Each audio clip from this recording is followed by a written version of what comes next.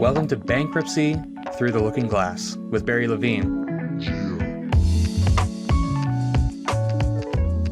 I'm Sam Henniger, and I'm excited to join Barry today. We're going to have a conversation I'm really excited for. But to get things started off, Barry, great to see you. And I'm really interested to just jump right in and explore what your journey in the legal profession has been like and what inspired you to help individuals and small businesses navigate financial challenges. I can't really say if it was something that I always wanted to do. I mean, I had three uncles who were all attorneys. But I think sometime maybe in junior high school or high school, I decided I wanted to be a lawyer. Since then, how I came to be doing what I do when I started law school back in the last century, I got a job right away, and the person I worked for was I can just say that every creditor's attorney in the eastern part of Massachusetts hated him. And I learned how to deal with creditors. It's sort of like a chess game. And I started doing it in 1978, working for him. And when I became a lawyer, I continued working for this guy. But as so many young lawyers go through the promises, one day, kid, this will all be yours. And he used to go to Florida, sit on his tuchus at a beach and write books. And I had all the aggravation of running a practice with none of the benefit. So I finally went out on my own, and, here I am. I mean, when people come to see me, as you can see looking at me, it happens to be, I saw Jerry Garcia. I'm just an old hippie who happens to practice law. I have a collection of glass pipes on my desk. I rarely, since COVID, I haven't had to wear a suit in over 3 years. It's like a fantasy land for me. My mother always said when I grew up, I wouldn't mind dressing up. She's no longer with us, but I'm 70 and I still hate dressing up. And that's how I got here, 43 plus years.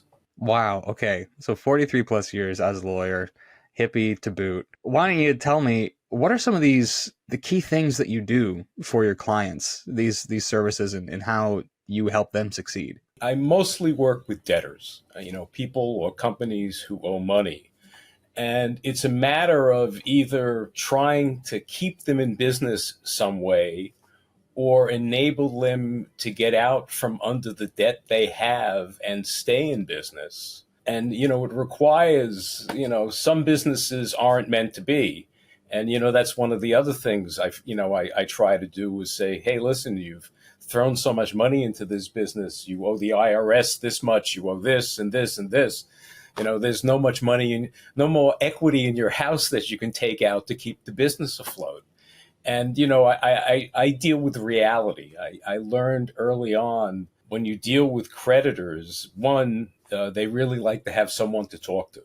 The problem with lots of debtors is they become like ostriches. They stick their head in the sand, they ignore them. And, I learned early on that, hey, I don't mind telling them they can do whatever they want. They're going to get nothing. I mean, that's just the facts. And I don't tend to bullshit them. If they want to sue my client, the odds are they'll spend a lot of money on legal fees. But are they going to get any money? Yeah, maybe. But it's going to be a long, long time down the road. And that's what I try to impart to my clients. I mean, I try to tell them that, owing people money isn't really the end of the world. I mean, as you can tell with the last name like Levine, I'm sort of a fatalist. And I look at things as being, it is what it is. So, if you owe all this debt, well, unless you win the lottery, it's not going away tomorrow. What you want to be able to do is withstand the onslaught of the creditors and still be standing when it's all is said and done. I really appreciate that. I mean, people need to be based in reality, don't they? It's difficult. It's like, people who set up a corporation, and when I ask them, how many shares do you want? Well, they say 1 million shares. Well, what the hell is 1 million shares of a closely held corporation that hasn't even had one day of business worth? But if it makes them happy, hey, listen, I don't care. It's meaningless. But ultimately, people who've never dealt with bankruptcy attorneys before, we're very much a cash and carry kind of thing. I'm not dealing with, God forbid, a car accident where somebody's neck hurts and the x-rays show this, that, or the other thing. You either borrowed the money, you spent the money, you didn't spend the money. They're not really a lot of questions. And people have to deal with the reality of their situation and try to realize what exactly their exposure is. And that's both on a business point of view and a personal point of view. I don't know if you've ever heard the phrase judgment proof. Hmm. If you're judgment proof, and I've led a lot of business people who've done that, there's nothing a creditor can do to you. They can nudge you, they can sue you, they can drive you crazy, but you have no money to pay them. So what are they going to do? It's like a war. Like a war. Wow. Yeah.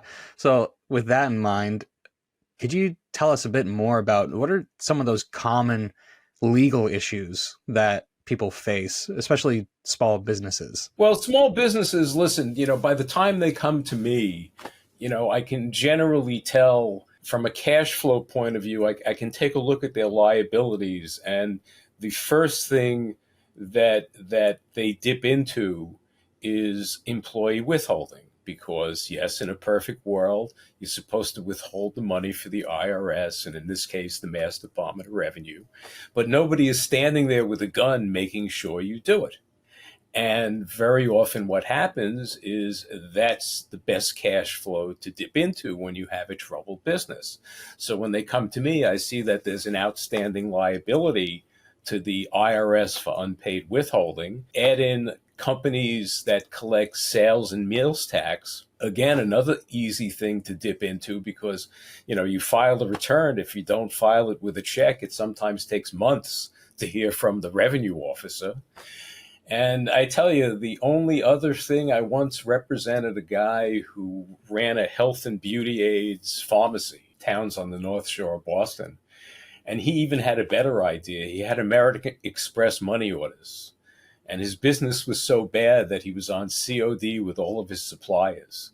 And he'd write them an American Express money order. He worried about paying American Express later.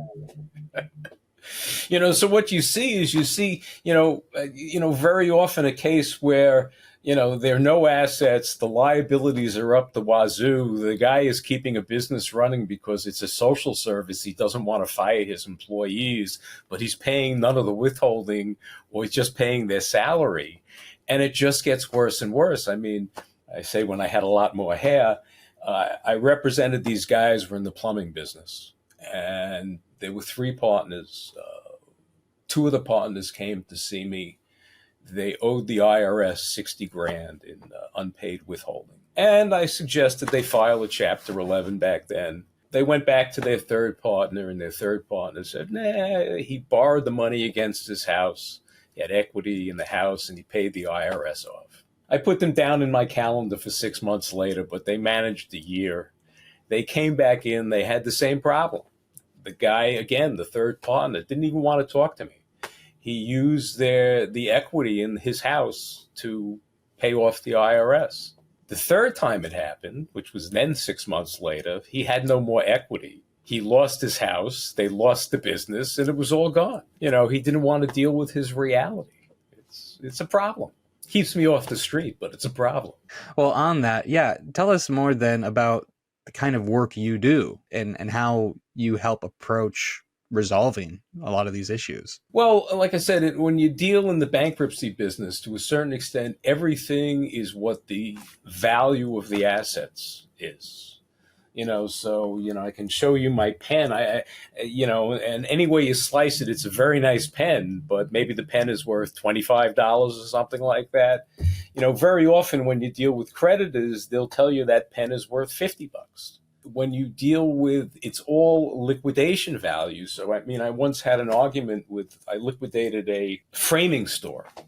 And I had an argument. The bankruptcy attorney that represented the bank was on vacation, and I was dealing with a litigator. And the litigator doesn't look at things like us bankruptcy attorneys. And we got into a discussion about a track light, whether it was worth more on the ceiling or worth less when it was on the floor. And, it's worth what it's worth. So, and the thing is, when again, it goes back to analyzing what exactly you have at risk.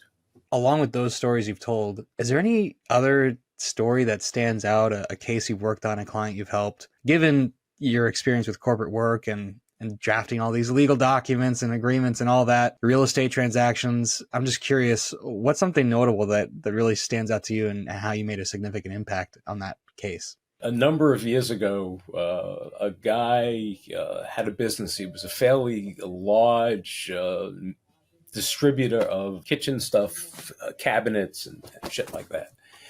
And by the time he had come to me, he had some problems. He hadn't paid his secured debt. He hadn't paid his taxes. He had gone to, several big law firms in downtown Boston. And as you can see, that's not sort of my style.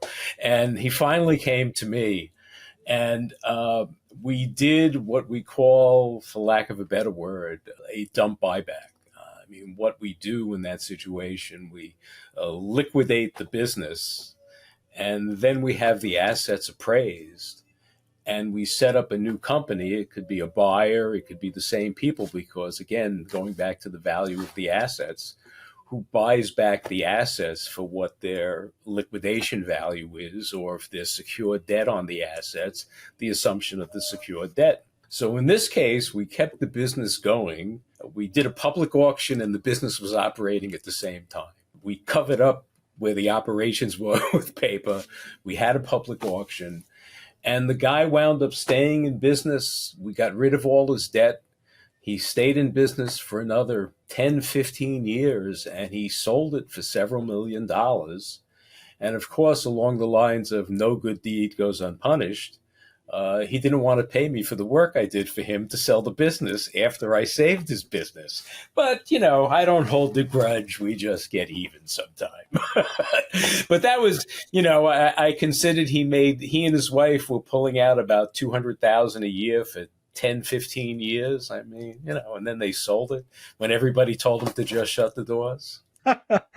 Well, I mean, I think you point to this very important aspect of all this stuff, which is there's that human part. You're dealing with humans, you're dealing with the law. I'm interested to know more about when people pull their head out of the sand and they're starting to deal with their reality. How is it that you've seen you work best when you're dealing with the nuts and bolts, but also you're dealing with people and how they work? Well, I try to get across to them. I mean, lately I've had a number of high income people filing Chapter 13s, which personally I hate. But, and, in a Chapter 13, you pay your creditors a certain percentage of their claim over 5 years. And some of these plan payments, when you calculate what it's going to be, is fairly significant, in the thousand, 1,200 bucks, 1,400 bucks. I'm a firm believer, getting back to the last name of Levine, being a realist, it is what it is. We put through all their numbers, yeah, I'd love to create numbers and make your payment lower, but we don't work that way. And, some people, I just had a woman, she was filing a Chapter 13 because she and her husband were very high earners. But unfortunately, they had no real expenses. They drove a shitbox that they weren't paying $700 a month for two cars. They had no real mortgage. They were living in a rented apartment. And as a result, when I put together her plan, her payment was like $1,600 a month. And I was in a state of shock. She was in a state of shock. But it is the numbers. I said to her, I said, you and your husband make a lot of money. You have no expenses. And that's the problem. And that to me is, not to toot my own horn, I have a lot of 5-star reviews on Google, but, you try to get across to them, this is reality. And the other thing I try to explain to them, thank God it's not their health. American Express, if they lose 10 grand, or Citibank, if they lose 5 grand, they can take the hit. And what they generally do is they sell it to some yo-yo for small dollars, and then they come to chase the debtor after they've discharged the debt. It's interesting work. What strategies or advice do you often give these people looking to improve their financial well-being and navigate what can be pretty complex legal situations? Well, the only thing we do an analysis of what their assets are, and what their income is. I mean, the two things that, trigger things, whether it's a Chapter 7 or a Chapter 13, is income. And that is based on back, it's probably 20 years ago, if a wife earned no money, but the husband was earning $500,000 a year, the wife could have filed the bankruptcy, walked away from all her debt, and not had to pay for it. Back then, they decided that the household was the fact to consider. So now we consider the husband, even if the husband is not filing, we consider the husband's income. And then, to give you, for instance, excuse me a second here, in Massachusetts, if you're a family of four, for you to have to file a Chapter 13, you'd have to be making over $155,000 a year, which is, in the scheme of things, pretty significant. And then the second analysis is, what do they have asset wise that they possibly can use or needs to be exempted? Like, for instance, in Massachusetts, I used to tell people that when we used to file the homestead in Massachusetts, you can file a homestead and exempt up to $500,000 worth of equity in your property for bankruptcy purposes. And used to be able to, if I was filing a case, and decades ago we used to do it by hand by traveling to the bankruptcy court, I could record a debtor's homestead on my way to the bankruptcy court, and then file their bankruptcy, and they could take advantage of the homestead. So what happens when you record the homestead is, if you own a house that's worth $1 million and you have $600,000 worth of mortgages on it, the homestead, from a bankruptcy point of view, protects that $400,000 worth of equity. And then if you're like me, somebody who's over 62, it goes up to $1 million. So when you file a bankruptcy, all you have to show to a trustee is that the homestead has been recorded, and they don't, they look at it, they look at an appraisal, they look at the homestead, and they look at the mortgages. If there's no equity above the homestead, they don't bat an eye. Are there any success stories that stand out to you when it comes to this kind of work? I generally tell clients that when you file a bankruptcy, you have a 341 meeting, a meeting of creditors. It has been decades since a creditor has actually shown up at one of these meetings, because most debtors, when the notice goes out of the filing, it tells the creditor that this is an assetless case. Don't call us, we'll call you. And the trustees who get appointed, most of them around here, I know for over 40 years, they get paid $65 in a case. So I generally tell them that, one, the anxiety of the 341 meeting is a lot worse than the reality. And then two, unless you're the first case at 9 o'clock, the wait is going to be a hell of a lot longer than the meeting itself. And now, since COVID, the meetings take place by phone. So my clients come to my office. We used to have to schlep into Boston or Worcester. But now the clients come here, and we sit on the phone and talk to the trustee.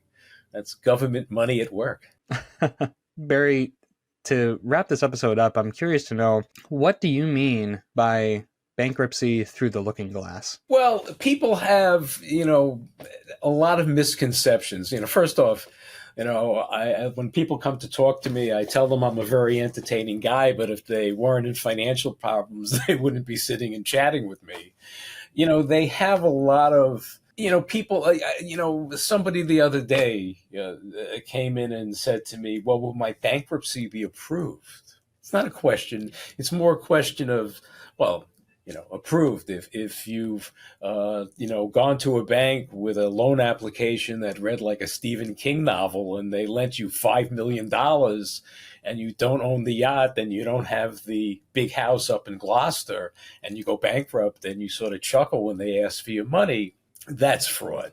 But nowadays, most people go through the process. There's, you file it. It's whether you're going to have to file a 7 or a 13. And then, do you have any assets that are unexempt? And if you have a bankruptcy attorney who's experienced, you try to prepare yourself, even though we're not supposed to do that now. You try to prepare your clients for filing a bankruptcy. But certain things, I filed a case for a guy who, for some reason, he had worked for Verizon for many decades, wound up with several $1,000,000 in his pension plan, decided to go into the home cleaning business, and then COVID hit. But he went through his bankruptcy, and your 401k, your IRA, it's exempt. So, unfortunately, what I call them are junior G-men. There are too many people who say, well, I've read this about bankruptcy, or my friend told me about this. And you don't know what's going to happen until you actually file the case. I can tell you that I've done this for decades, and I don't want to get blasé about it, but your case is an assetless case from today until tomorrow.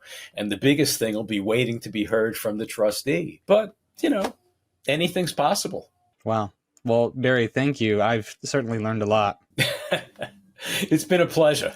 Nice chatting with you all. Yeah. Well, this has been Bankruptcy Through the Looking Glass with Barry Levine. I'm Sam Henninger. Please remember to like and subscribe for more conversations like this.